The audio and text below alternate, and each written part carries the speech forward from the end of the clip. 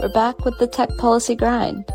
I'm Rima Musa, and I'm a fellow with the Internet Law and Policy Foundry, the organization where the next generation of tech law and policy professionals convene to write, think, and talk about the web, technology, and disruptive innovation.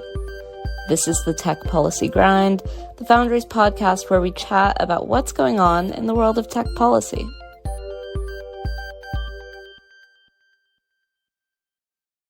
Hey everyone, welcome back to the Tech Policy Grind. This week, Foundry fellow Rebecca Kilberg spoke with Dr. Stephen Abrams about the evolution of the field of digital preservation.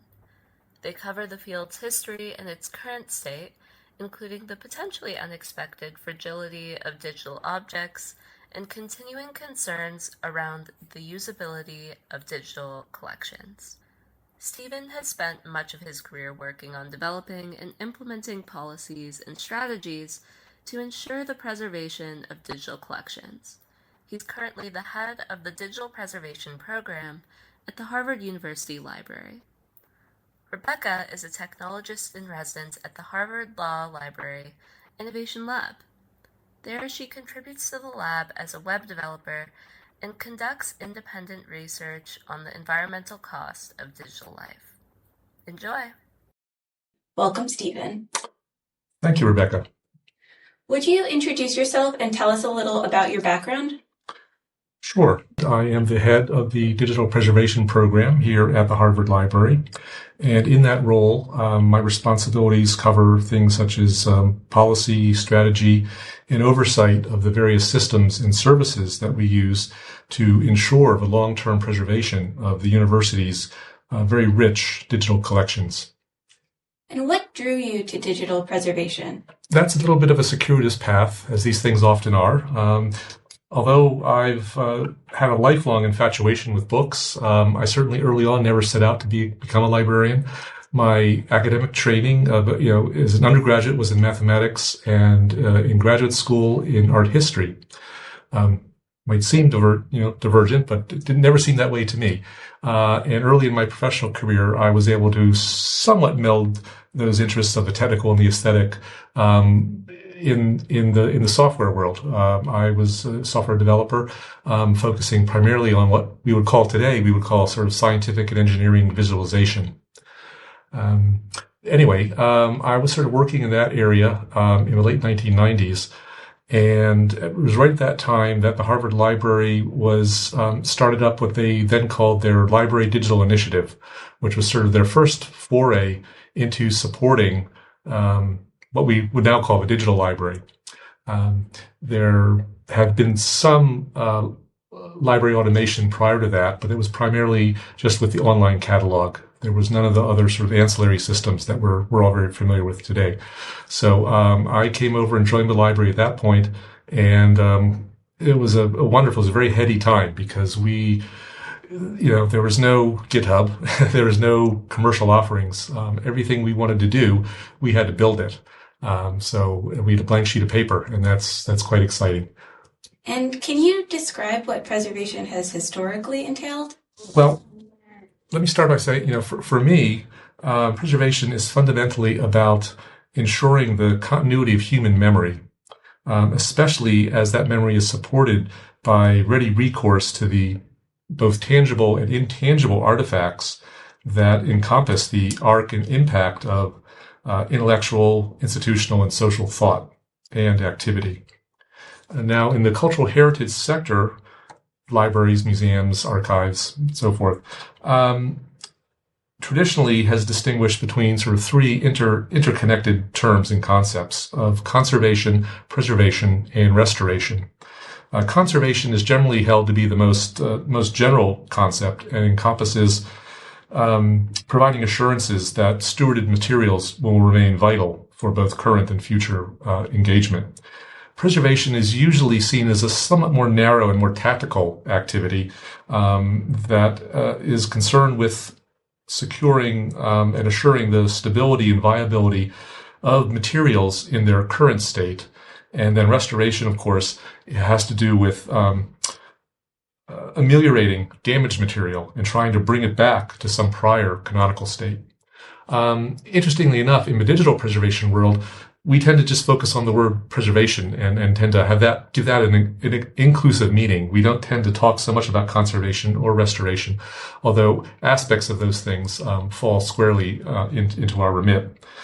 So then, following from that, digital preservation is merely the translation of these long-standing stewardship goals and priorities into the digital age.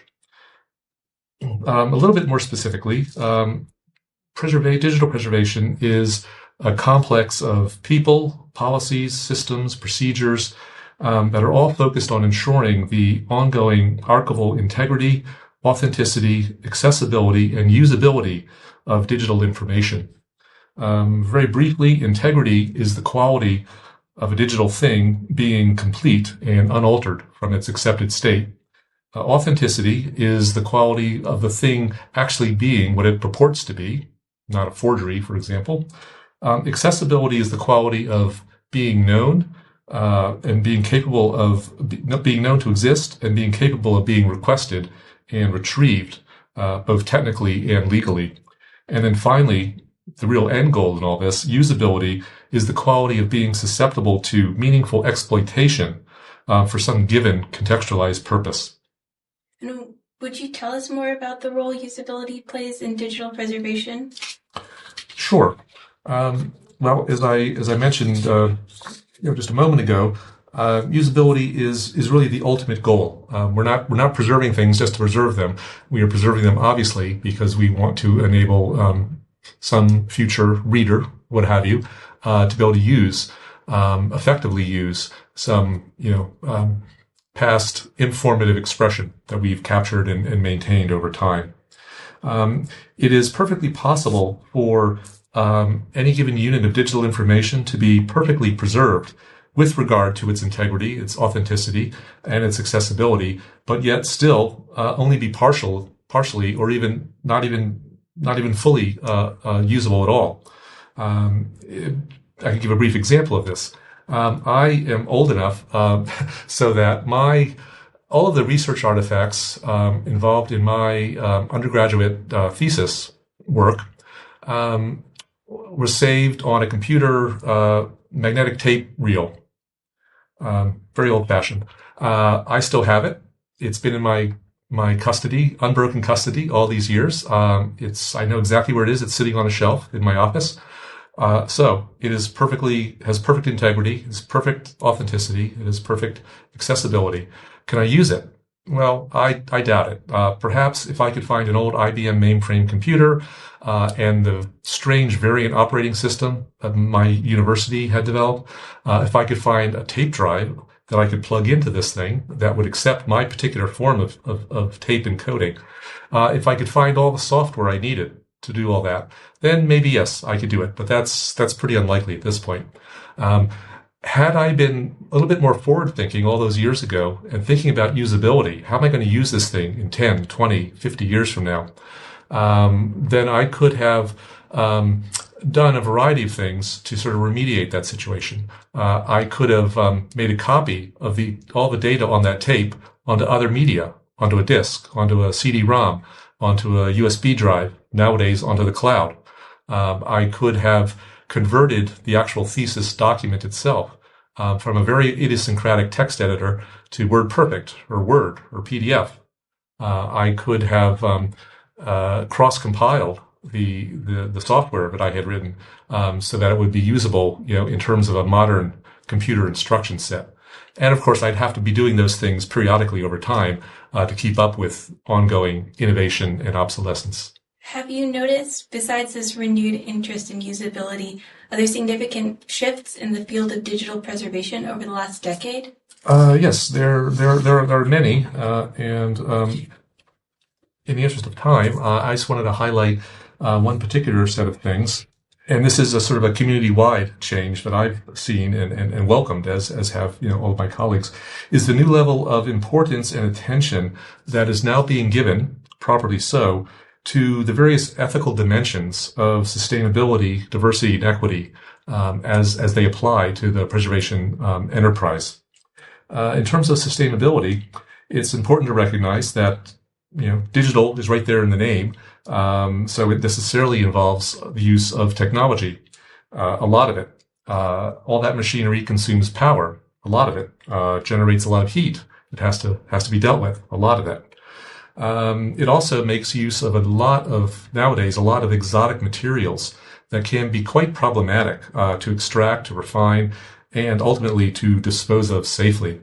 So responsible preservation stewardship cannot just mean let's throw a lot of technology at the problem. That technology needs to be applied very, very deliberately, with very due consideration to the impact of its application and with an appropriate balancing of imperative goals, of expedient actions, and the long-term consequences, the intellectual, economic, and environmental consequences. So there are a lot of things that we can do. We are doing a number of these things. We are much more closely tailoring our preservation actions to the specific needs as expressed by curators and content managers who are giving us their stuff, so that we're trying to make sure that we are doing no more or no less than what is actually called for. We have been somewhat slowing down the cadence of very, very long-running computational processes to spread that out and lower some of the resource consumption.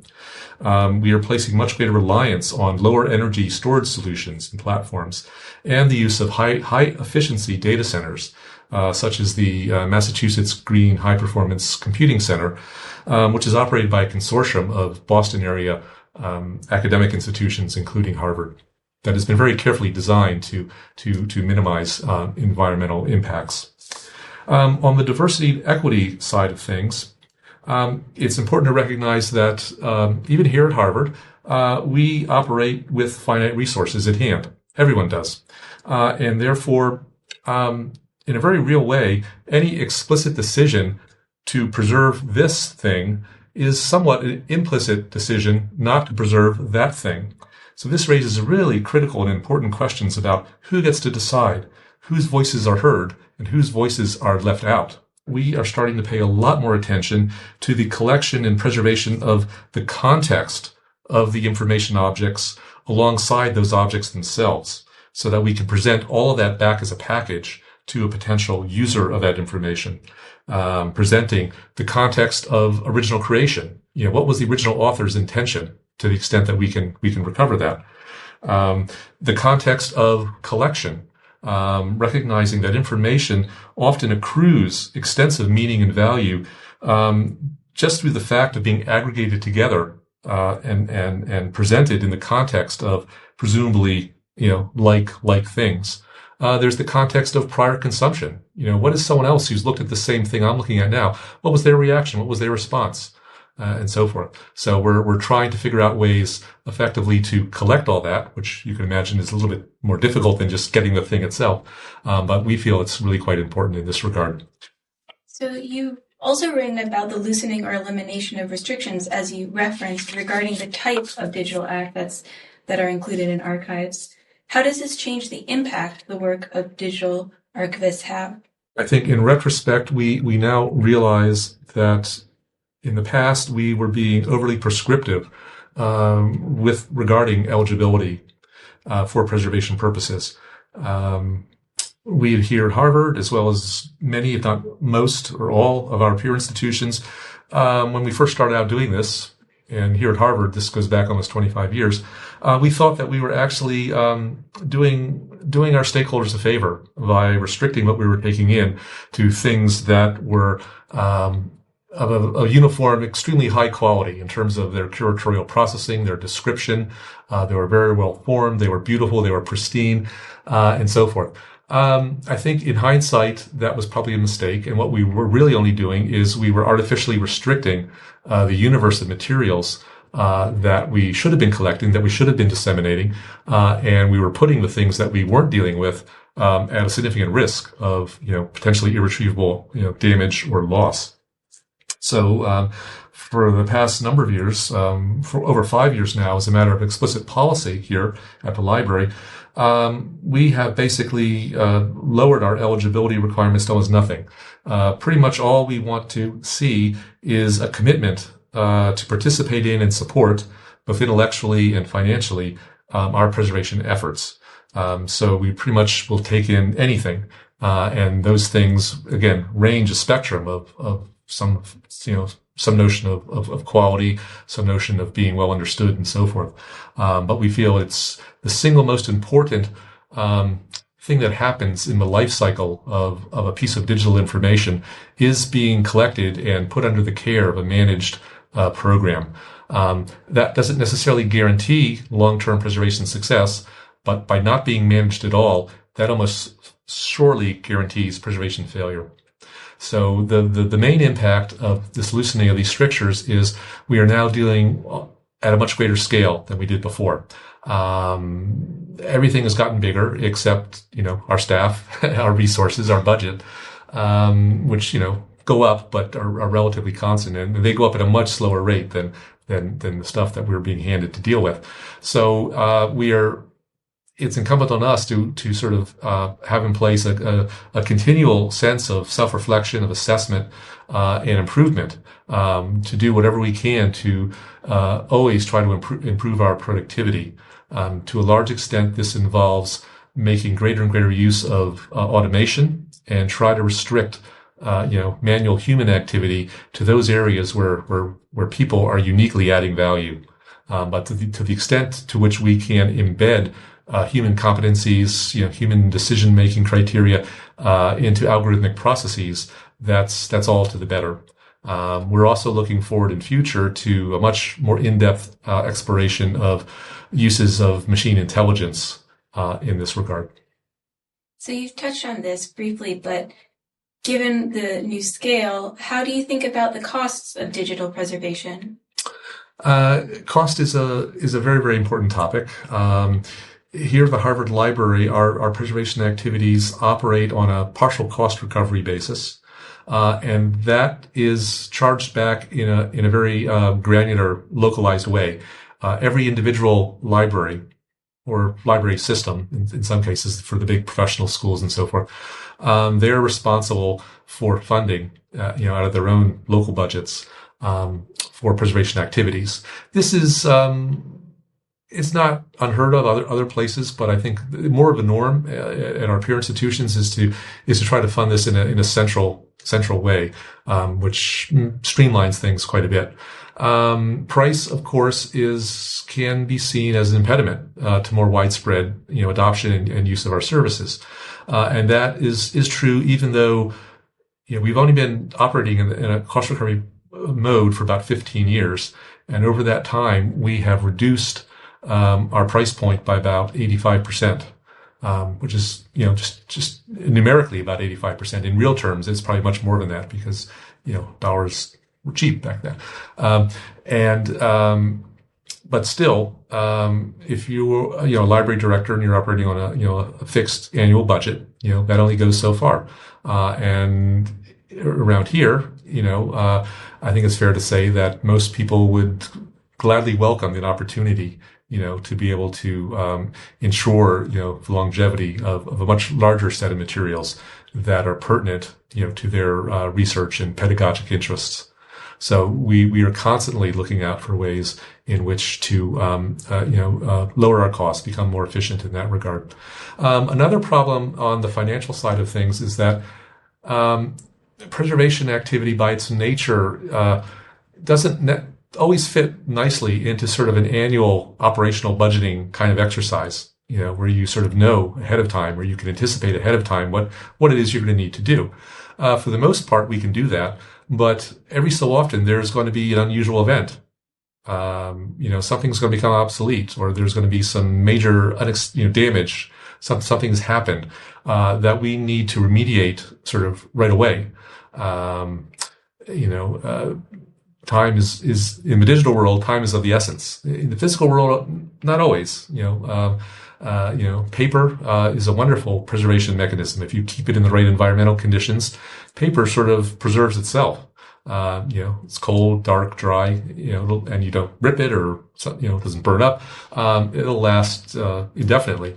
A digital thing, if the software necessary to render that digital thing is suddenly no longer available, you have a very small window of opportunity to try to do something before it becomes potentially irretrievably lost. So the nature of our funding needs is somewhat bursty. We'll sort of cruise along at a steady state, and then all of a sudden, oh, we need to do something. We need a big intervention. That's kind of hard to deal with in our normal budgetary sort of annual cycle. But what we do try to do is build in a little bit of a cushion, and we do try to carry a little bit of a surplus that gives us recourse to funds when and if we need them. In the past, at an institution such as Harvard, the papers and ephemera of eminent professors and staff might be collected and archived by the institution.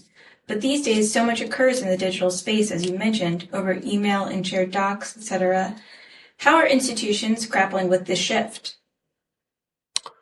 I think, for the most part, I think they're handling it, as well as they can. It is very, very significant, as you mentioned. In the past, legacy donations, other forms of donations, other form of acquisitions. Donations used to come in, in the cardboard box, with folders and notebooks and loose, stacks of paper. Nowadays, of course, what arrives are laptops and pieces of storage media. Luckily, this has given rise to a whole new aspect of preservation effort that goes under the name of digital forensics. That is, various techniques and technologies that allow us to perform very in-depth technical examination of digital artifacts to just uncover, in fact, what they are. If someone just hands you something, you don't even know what it is. You have to find out what it is, what's on there, what do I know about it, what can I do with it, and so forth. Important to note that through this type of forensic intervention, you can not only recover sort of what was overtly meant to be given to you, but you can also potentially recover ostensibly deleted materials. As we all know, when you delete, you type delete, nothing actually goes away. We're just sort of throwing away a pointer. We can also potentially recover the sequence of changes, editorial changes that have happened over time. And these can really be significant in enhancing the understanding of this thing itself. As a case in point, the Library of Congress, not us unfortunately, happens to hold the digital papers of the playwright Jonathan Larson, who wrote the musical Rent. He used a very ancient version of Microsoft Word. I mean, just forever ago, it seems. If you try to open that same file of that script in a current version of Word, what you would see is the final text.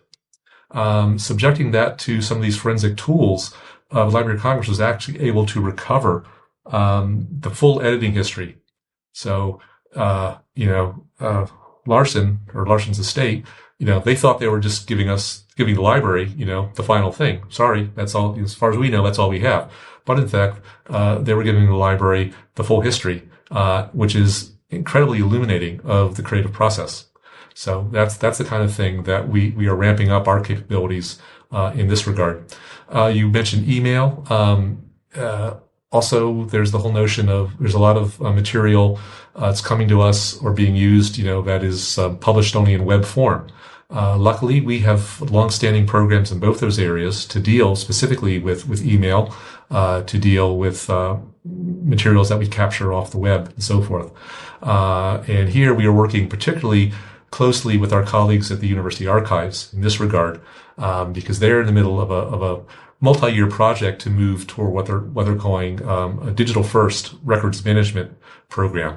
The Archives, of course, has been charged by the university to maintain the Harvard's the records of Harvard as an institution, and as you know, those records are now in digital form. There's very little. Sometimes things get printed out, but they're printed from a digital master. So the copy of record is in fact a digital file. And again, we're working closely with them as they work through the processes of switching over from a paper to a digital-based record system. Given the fragility that you mentioned earlier, can you tell us a little bit about what a digital black hole is and why people are talking about it? Sure. This is a very, very evocative phrase. Another one is the digital dark age. I think both of those have been quite popularized by the internet pioneer Vint Cerf. Essentially, what this is talking about is as you mentioned, the inherent fragility of electronic information. No one can see a bit. It's the ghost in the machine, and there is an inherent intervening step of technical mediation that's always required to turn that digital stuff into an analog perceptible form that we could see, that we could touch, and so forth. We could hear. And that introduces all sorts of dependencies and all sorts of risks. Preserving digital things, as we were talking about earlier, involves machinery. Every piece of machinery has a power cord. What happens if the power gets shut off? The lights go off. What happens if the machine itself becomes obsolete? For example, say 15, 20 years ago, if you were streaming your digital music back then, you were probably relying on a technology called real audio. Somewhat still around, but the tooling necessary to render real audio files, into something that you could listen to, they're very unsatisfactory, and they can be very hard to find at all. They can be very hard to install in a contemporary computer environment. So essentially, real audio, we would consider it to be, an obsolete form. What we've done here, we had a lot of real audio stuff in our collections, starting about 5 years ago, recognizing that there was this sort of incipient obsolescence. We very systematically went through and we translated all that real audio into the equivalent MP3 form. MP3 is still a vibrant technical solution. You can, we all have MP3 players on our phones and other devices.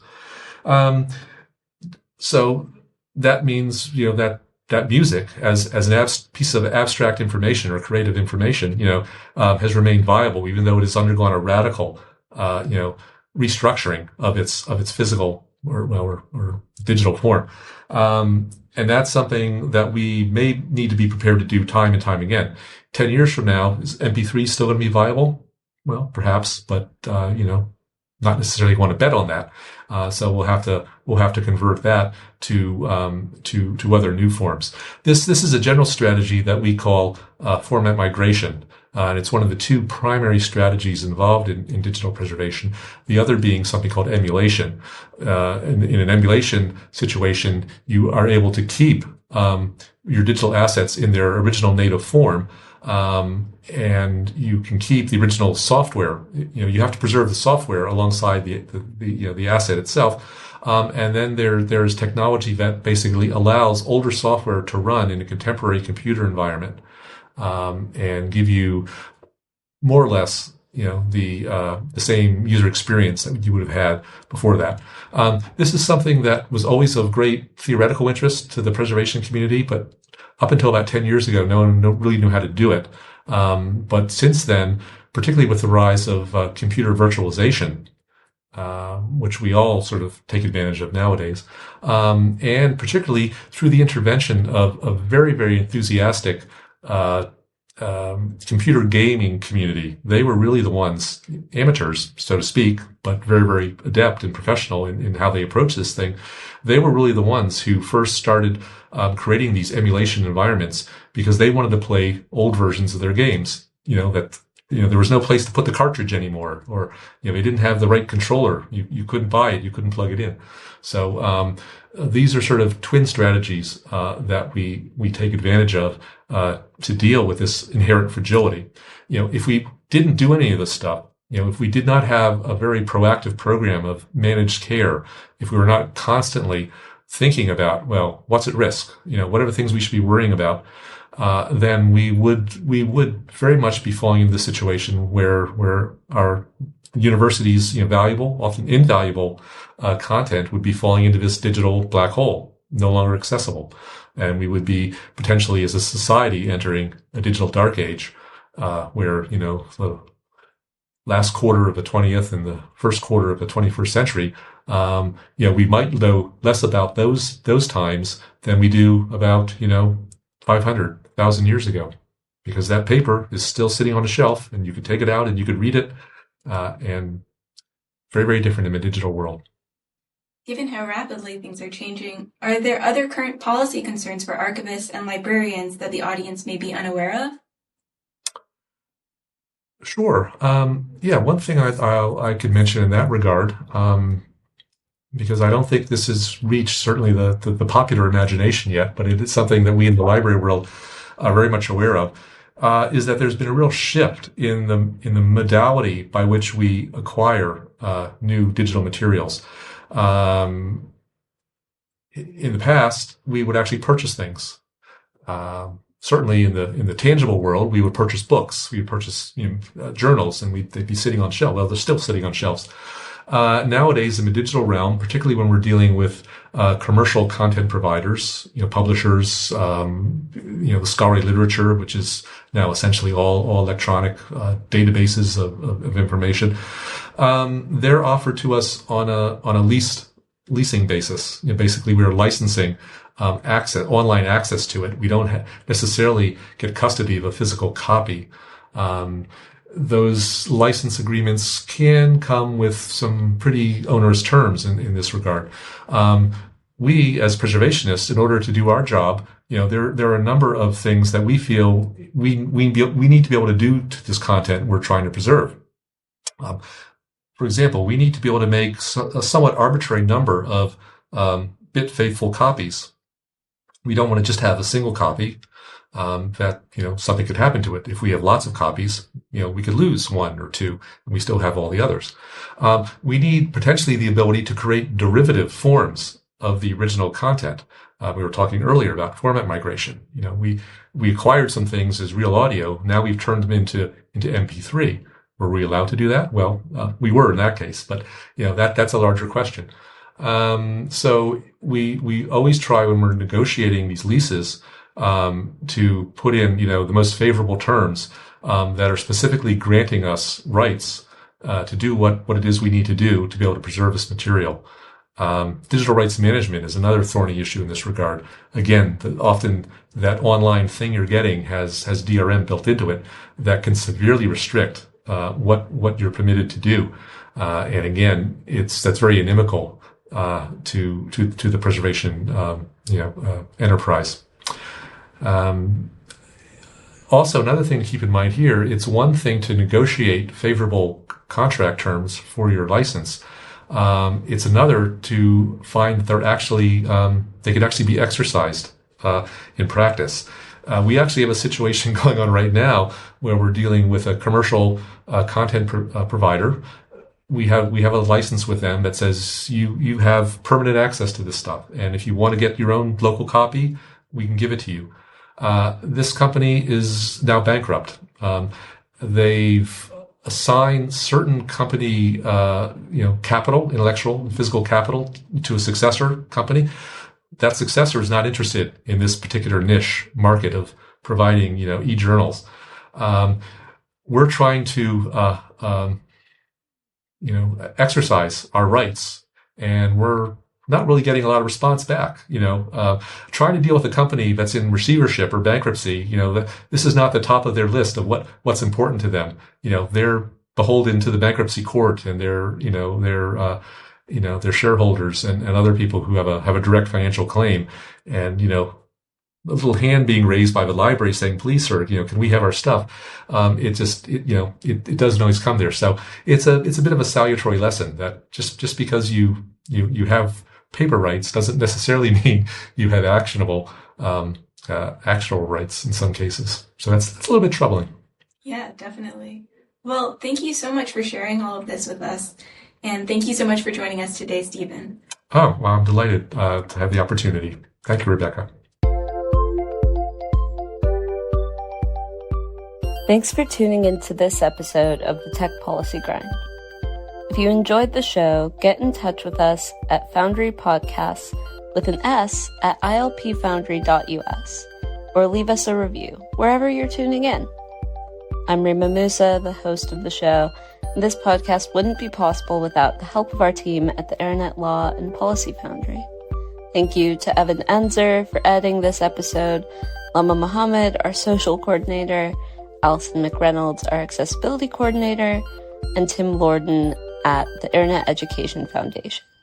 See you next time.